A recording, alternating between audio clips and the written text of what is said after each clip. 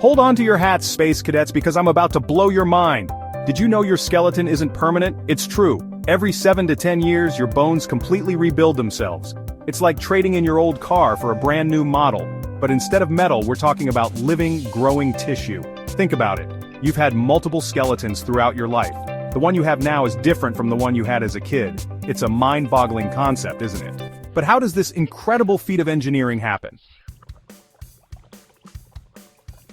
The secret lies in two types of specialized cells, osteoclasts and osteoblasts. Imagine osteoclasts as tiny demolition crews. They go around your bones, breaking down old or damaged bone tissue.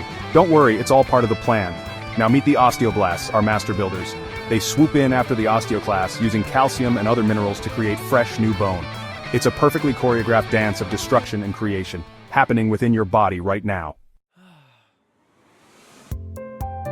But why go through all this trouble?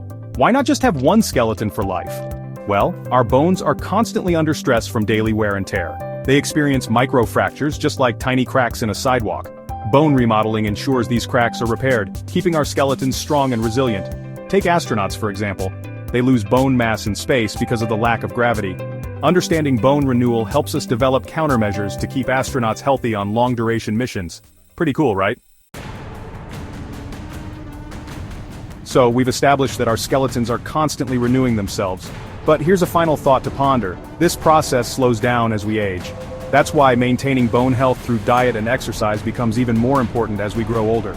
So, drink your milk, jump around, and keep those bones strong.